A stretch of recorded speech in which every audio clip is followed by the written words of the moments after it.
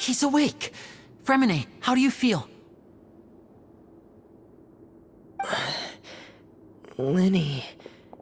Lynette.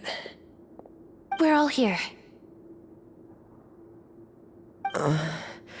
Where am I? The infirmary, at the Fortress of Meripede, Mr. Fremine, and you are no longer in any danger. How do you feel?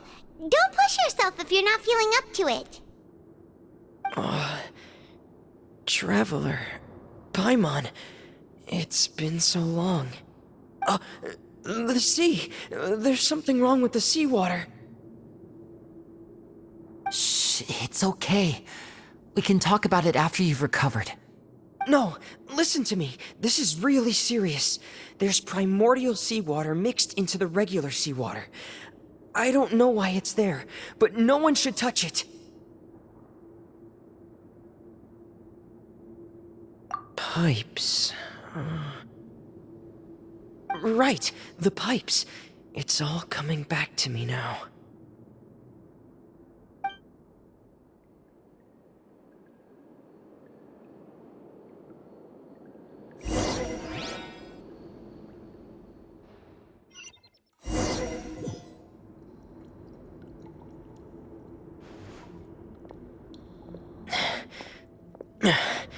I'm in.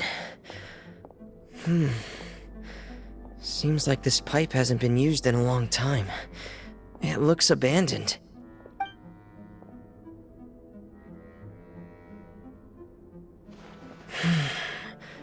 Where could Master Child be?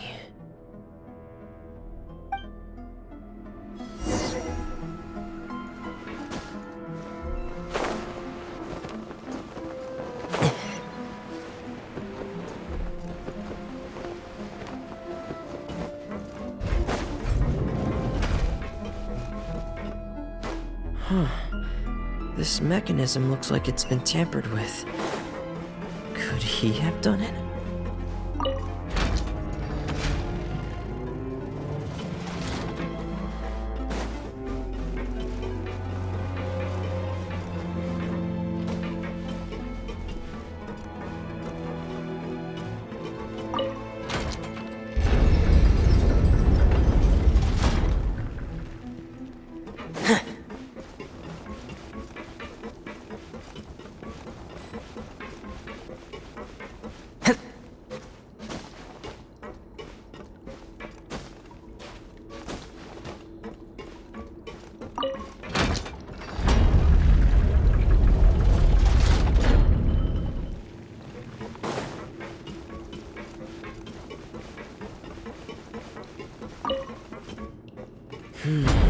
It's getting stuck on something. Seems like I'll have to avoid those obstacles while I turn it.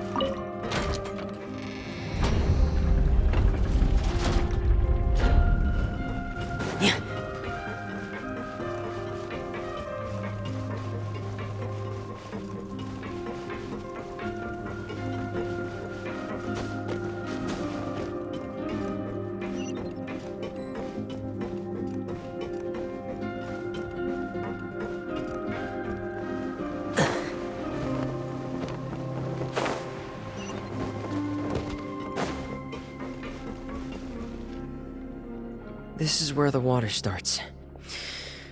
Okay.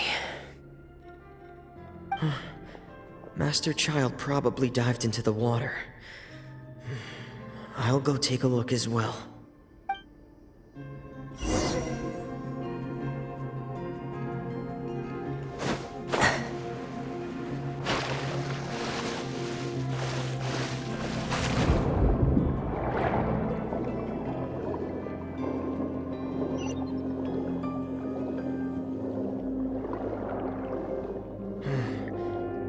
vegetation here is a bit more sparse. These traces aren't natural. A person must have left them, and recently. There are traces here too. I need to keep going. Huh? The traces are gone. But I don't see where he could have gone from here. Wait. What the?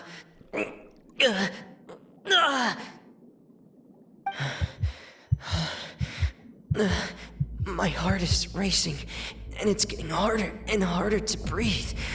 What's going on?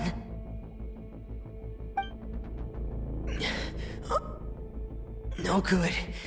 I have to get back. They still don't know anything about what's going on. If I turn back right now, I should still be able to make it.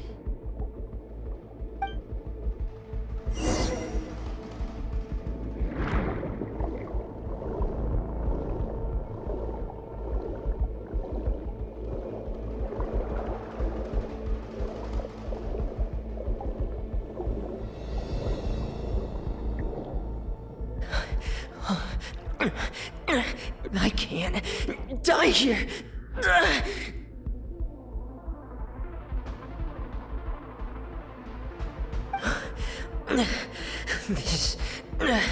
This is bad. I'm feeling worse and worse, and I'm still underwater.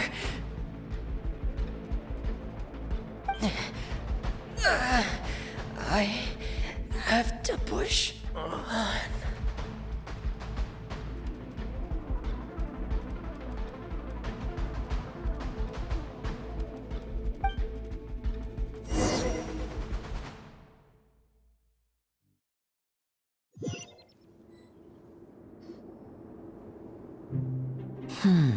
So, in other words, the trail you were following vanished, and you had no idea where Master Child could have gone. But there was also no obvious place for him to have disappeared to. That's right. I tried my best to swim back, but I had already put some distance between myself and the fortress, and I just couldn't find the strength to keep going. I probably passed out some time after that, and you know the rest. Miss Clarande brought you back, but we also don't know why she just suddenly appeared at the fortress, or why she went out to save you. Miss Clarande, you say? I must go thank her in person. You're still too weak, Freminet. You can go after you've had some more rest. Miss Lynette is right. I believe Miss Clarande will stay here as a guest for another few days, so there's no need to hurry. A guest?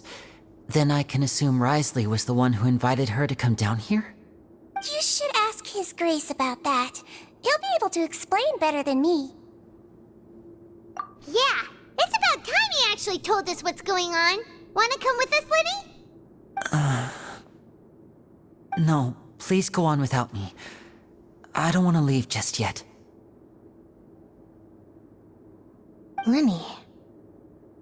The logical part of my brain is aware that we're safe right now, but I still can't bring myself to leave. Both of you are just in danger. Understood. Then let's just sit together for a while. In that case, I'll leave the infirmary to you. The Traveler and I are going to head out for now. As long as you stay in here, I don't think you'll be disturbed. Thank you.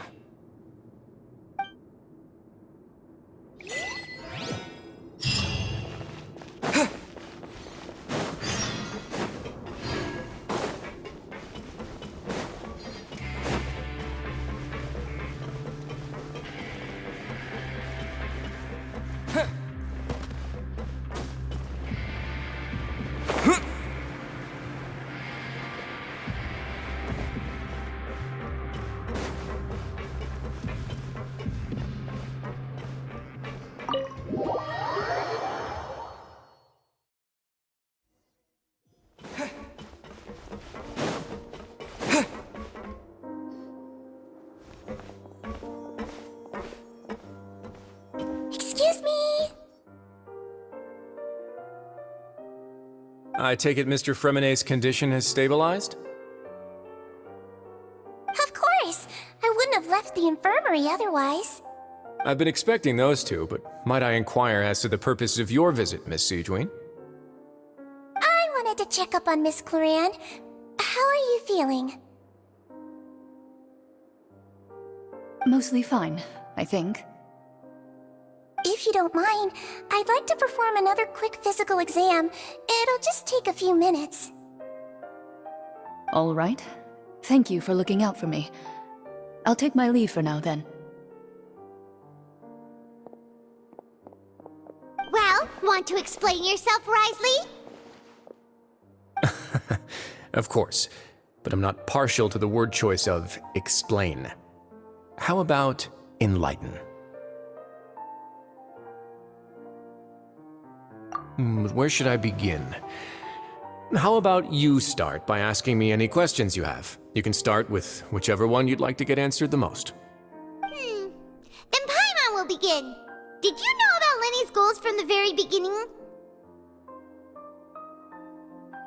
No. I just knew they were Fatui operatives sent to the fortress by the Knave. As for their specific goals, I only figured those out as you made progress on your investigation. You managed to monitor and stay ahead of them even though you didn't know what they were trying to do? They came here with ulterior motives. I'm quite adept at discerning what that kind of behavior signals. Initially, I thought their goal was just to investigate Child's disappearance. Linny suggested that I had deliberately let him escape, but in truth, I didn't really do anything special to help or hinder him while he was here. Everything he did, from finding helpers to leaving this place, he did on his own.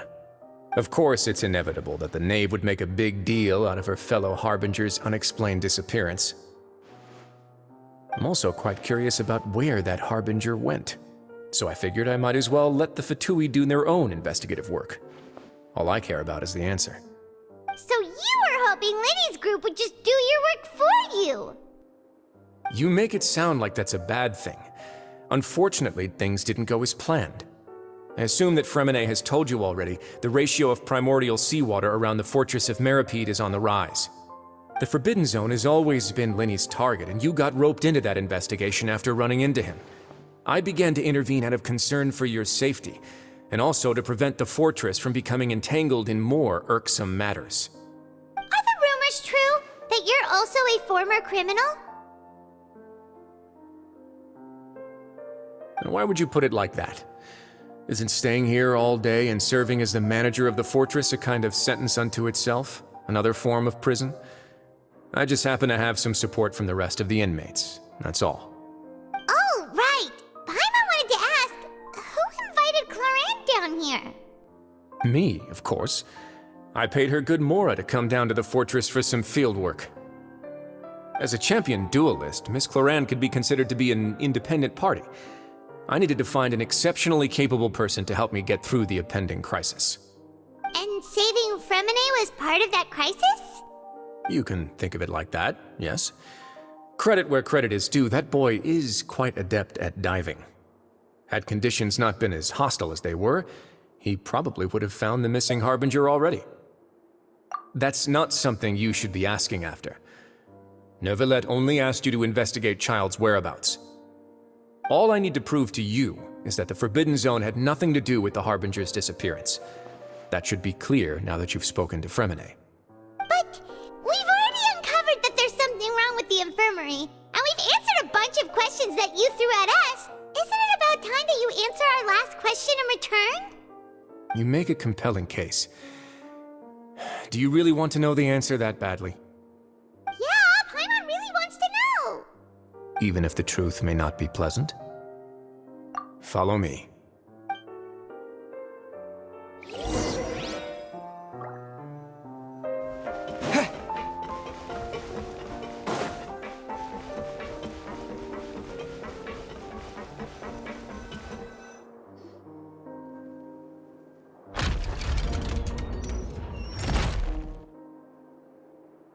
There's a hidden door here?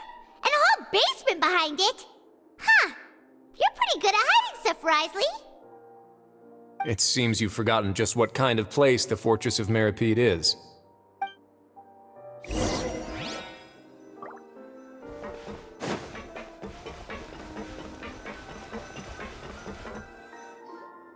Stand on the central plate. Wait, is there a secret mechanism or... Whoa!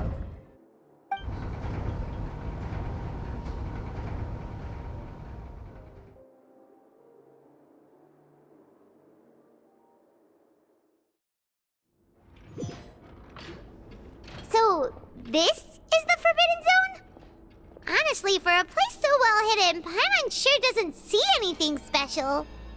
What a huge door! There are 3 such isolation gates in total. Generally speaking, I'm the only one who's allowed to go inside. Hence the name Forbidden Zone. Am I correct to assume you're going to run on back and tell your little Fatui friends everything? Well, Paimon wasn't thinking of keeping anything from them. Well, I'd advise you wait until you've seen the whole truth of this place for yourself before deciding whether or not to tell them.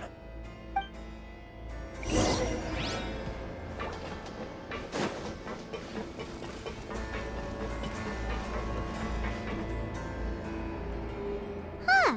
So there's a switch on the side. Stand back.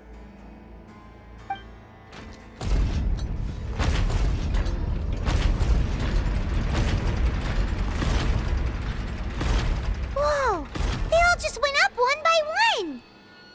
Go on, have a look.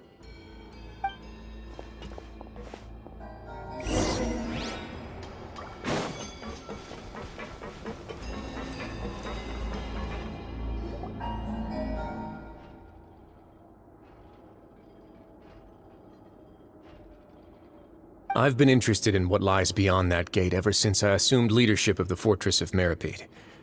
Of course, it would be unwise to recklessly open it, but it'd also be risky and negligent to simply ignore any potential danger that could be behind it. The readings on that dashboard have not budged since the day when I first laid eyes on this place. But over the past year, the needle has crept upwards from its original position, likely because some parameter it's been tracking has changed, if only infinitesimally. Normally, I would have ignored it, but I happened to have some free time when I noticed it, so I investigated. Any guesses what the reading could be tracking? Very reasonable guesses. I've considered both of those as well. Unfortunately, our dashboard is tracking something less ordinary. The temperature should vary with weather and climate changes, so for something that rarely shifts, the water pressure is more likely. We ran a few tests to increase the pressure from the outside, but the readings didn't change at all. Later on, a few more possibilities occurred to me, such as a potential connection with the primordial sea. I began to make a few preparations based on that hypothesis. Over the past few days, the needle has moved again. With that, and the symptoms that Fremine displayed after leaving the fortress, I can now confidently conclude that the readings represent the concentration of primordial seawater in the seawater nearby. The concentration of primordial seawater? But we're already under the sea! And that is precisely the problem. We're at the bottom of the sea, and now we're surrounded by toxic seawater. Somehow, primordial seawater got mixed in, and the concentration is steadily rising. Yes, that's very likely. But forget about the two of us! Not even Novelette knows where the primordial sea could be, much less where we could find and plug a leak. Oh. Oh! Seems like you've figured it out. I believe the primordial sea lies directly beneath this sluice gate. For some reason, the primordial seawater levels have risen significantly, and it's now very close to us. The indicators are now red. Although the gate still stands, some primordial seawater has already leaked out and mixed into the sea around us. If this continues, soon it will no longer be able to hold back the primordial sea at all. Yeah, you know what the legends say. If this place falls, then everyone in Fontaine will be turned into puddles in the span of a night. But that's just too weird! Why would the Fortress of Meripede be built right above a sluice gate for the primordial sea? Who built this place anyway? Your expression tells me you think this might be part of a vast, complicated conspiracy. To be honest, you might find the actual answer may be exceedingly boring. It's just that the secret of the Forbidden Zone had been long forgotten by the nation before I rediscovered it with my research. There's no single founder of the Fortress of Meripede in any traditional sense. What we know about its history has been left to us by the people who used to live here. When the previous Hydro Archon Egeria ruled the land, all convicted criminals from Fontaine were exiled. The people drove the criminals away like a wolf pack chasing away the banished. The criminals received no sympathy of any kind from the people. They were exiled to the desolate seaside, where they experienced only pain, struggle, and the bone-chilling cold. Some of them began to repent and prayed to the Hydro Archon, asking if there was still anything they could do. The Hydro Archon took pity on them and said, "You may go guard my secret, deep underneath the waves." And so, leaning on the power of the Hydro Archon, they gathered underneath the sea and began to build a fortress. They became a community down there in the deeps, and over the years helped it to grow. As the number of exiles increased, more and more people joined the community. When the first group of exiles died, they left the yet unfinished fortress to their successors. The Hydro Archon continued to lend her support, allowing the fortress and what it stood for to continue growing ever larger. Before long, this dark underwater fortress became the sinner's only home. And with that, the people here stopped referring to the fortress as a prison. They saw themselves as repenting sinners who would regain their freedom once they had sufficiently redeemed themselves. But as time went on, people also realized that the fortress was a lonely place. Once they had gotten used to life here, they could no longer feel comfortable living in the overworld.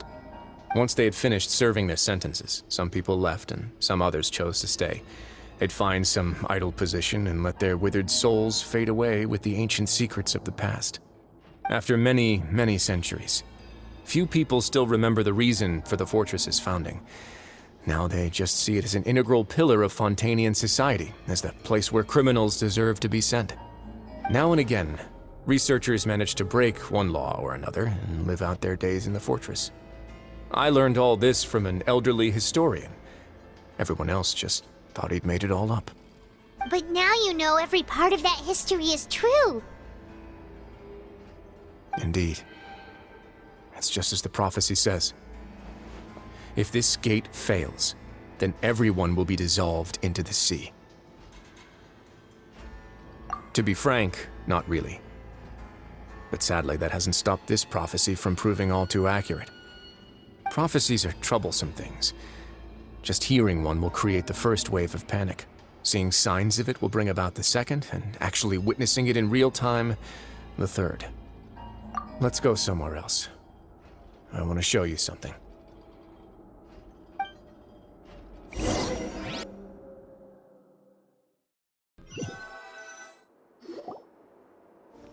This is it. Your Grace, perfect timing. The results from our last round of experiments have... Wait, Jurier, he's not alone! Huh? Lorvine and Jurier? No need to panic, you two. I've already told them about our plan. What? After you warned us not to tell a single soul about any of this? I'm skeptical as well. Are you sure they are trustworthy? The results speak for themselves, don't they? These two may already know more than you could ever imagine. All right then, if Your Grace insists. They seem harmless enough, so I'll trust them for now. Well, how about some reintroductions? This is Jurier, one of the highest-ranked researchers from the Fontaine Research Institute. He used to work under Edwin. I trust that you've heard of Edwin? Good. Saves me a bit of time explaining. Edwin's main areas of research were archaeum and gravimeters. As his assistant, Jurier is quite familiar with them as well. I hired him to be my technical consultant. You want to blow up the Fortress of Meripede? Ah, what a lovely idea. I'm already imagining it in my head. Gotta admit, I'm tempted as well. Guys, focus! Focus! That taskmaster over there is Miss Lorvine, and is also one of my technical consultants. While Jurier used to be Edwin's assistant, she used to be Jurier's assistant. Ooh, are they together? See, everyone keeps asking this question. Are you too sure you're not a couple and just using your work as a convenient cover? Your Grace, I am not in a relationship with this man. If I dated her, I'd officially be madder than Edwin. Jeez, forget I said anything then. Follow me. Whoa!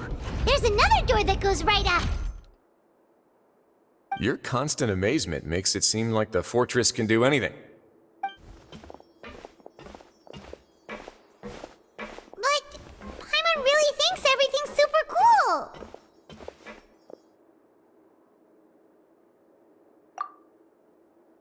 Well, let's spice it up a bit. And here you go.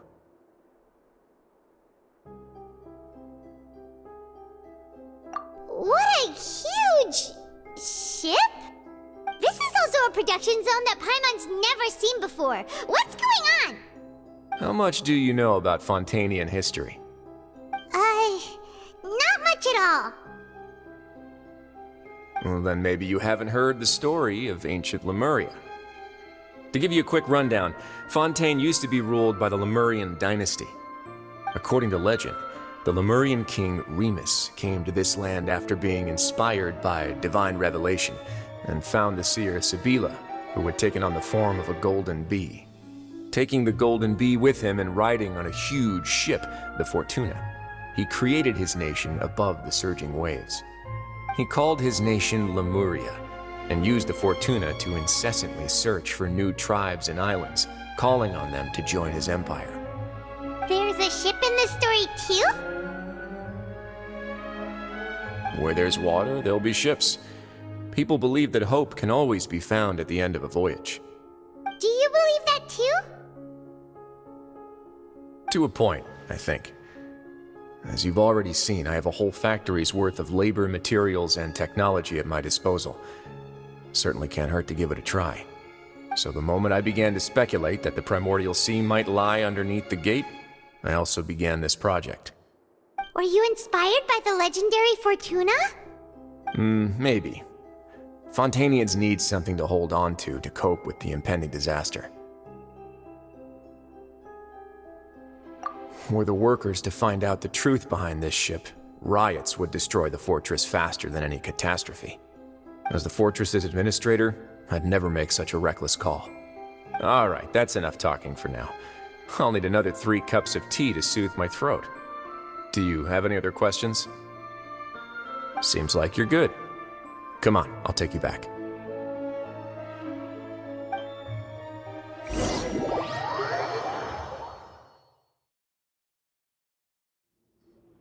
I'll leave you here for now. Oh, thank you so much. No worries. But don't forget, it's up to you whether or not you want to share what you just saw. What you do from here on out will likely affect those 3 as well.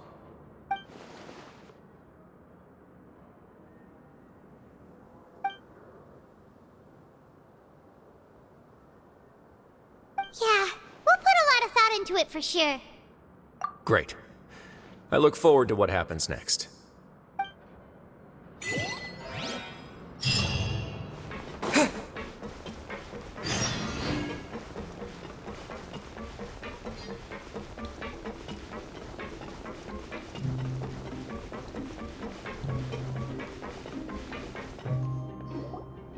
We're back! Welcome back. Do you want a cup of tea? How can you be so much like Risley, always drinking tea? Huh. Actually, now that you mention it, I just remembered something now. While I was sedated, I could still barely hear 2 people talking next to me. They were discussing everything, from the leaves to the water and even the teacups themselves. Must have been Risley and Seishween. Yeah, I heard 1 male voice and 1 female, so it should have been the 2 of them. They really were just talking about brewing tea. I really can't make sense of this place. So, Traveler, Paimon, were you able to learn anything from Risley? Yeah, he explained everything. Very well. Then, would you mind checking your answers against my speculations? Yeah, I took the time to rest, so I'm feeling a lot more relaxed now. Nobody else is around, and Miss Sijuin is also busy with something or other. So let's just talk here. All right, then I'll posit my theories. I asked myself 3 questions. Firstly, why was Fremine affected by the primordial seawater? It was because he dove into the sea. My theory is, the long-lost primordial sea is probably very close to the fortress of Mirapede. Whoa, he's good. He got that right on the first try. That's our Linny. Secondly, Wriothesley's attitude changed dramatically during the course of our stay here. He ignored us completely at first, then suddenly roadblocked us. Why? I spent quite a long time thinking about this. If he has been monitoring the Fatui since the very beginning, he probably ignored us at first because he was hoping we could find Master Child for him. What's more, the Fortress of Mirapede is not part of Fontaine's court system, nor does it report to Udex Nervulet. Wriothesley is basically the king of a no-man's land. As long as the fortress doesn't do anything about Master Child's disappearance, Father can use it to pressure the Fontaine authorities. And while the 2 factions are pitted against each other, Wriothesley will be free to move between the parties of interest. If I had to guess, he probably has something that he's working on himself. It's likely related to the secret of the infirmary, but I just can't think of what it could be. You're super smart. Thanks so much. Then finally, there's the last question. If Wriothesley does have a plan, what could it be?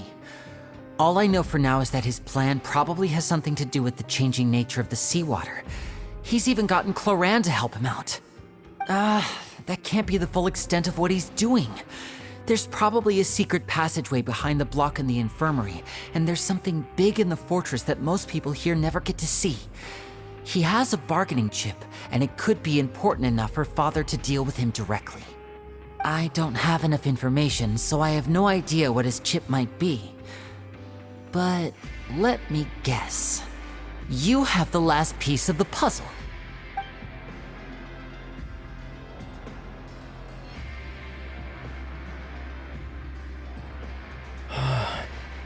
I can't believe it. The sea will engulf everyone. Just like the prophecy said. Could Wriothesley have wanted to meet Father to figure out a way to deal with this crisis? If you remember, I once mentioned that Father sees the House of the Hearth as her base of operations, and she truly wants to resolve the crisis. But how could Wriothesley have known that? Or perhaps he didn't know and just wanted to bring Father over to his side, which could be why he said he just wanted to negotiate. Yeah, that makes sense to me. I understand your concerns as well, Traveler. I'll figure out a way to pass this on to our father. No matter what, we're on your side. The 2 of you have already aided us far too much. We probably wouldn't be standing here right now if not for you. If you ever need anything else going forward, please come to the House of the Hearth at any time. Though you may not share the sentiment, after all that we've gone through together, the 3 of us basically see you as family now. You have my gratitude. Thank you for protecting Linny when it really mattered.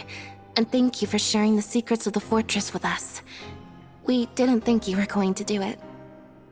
Why are you being so formal all of a sudden?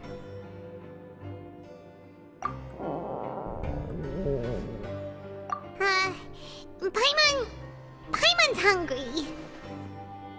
Oh, you've done so much already. Go get some food. Alright, then we'll catch you guys another time.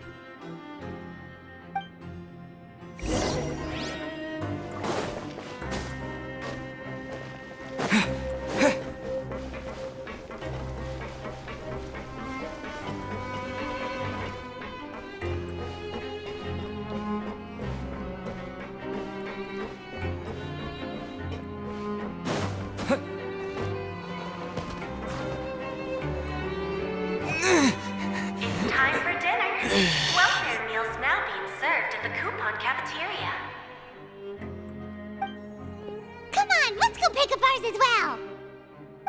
Traveler and Paimon, over here. Are you here for dinner too, Miss Sijwin? And I'm taking the opportunity to prepare Miss Cloran's dinner as well. Huh. You're right. She's actually sitting in the fortress cafeteria. What would you like to eat? Yep, you can. I've already talked to our chef, Mr. Wolsey. It's all on me today, so you can get whatever you'd like.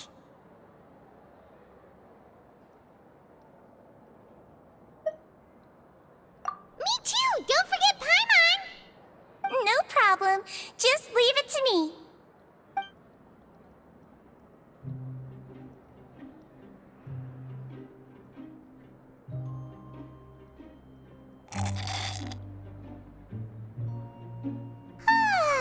So delicious. Paimon's so happy. Paimon wants to feast like this every day. Feeling full yet? How's the food? Delicious. I'm so glad to see you all so happy. Oh, see, the expression on your face just now? The muscle here just moved, which suggests that you're feeling quite relaxed at the moment. Sijwin, do you do this to help your patients or to better understand human beings? A bit of both, I suppose. I'm a Melazine, which means I'm very different from human beings.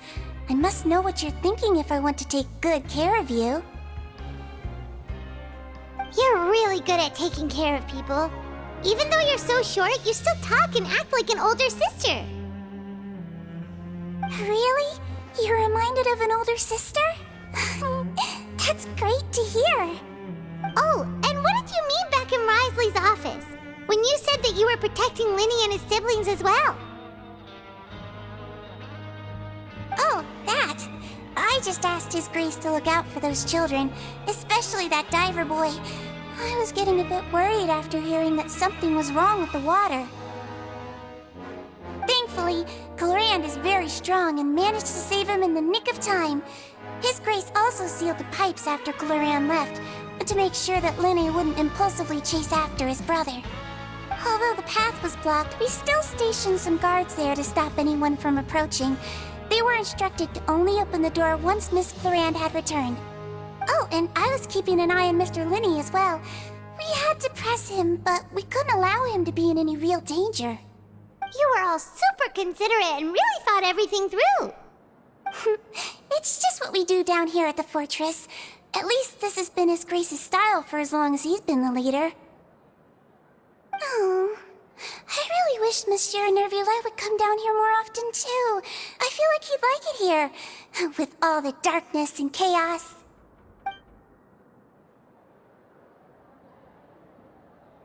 Get a good night's rest, you two. You both worked very hard.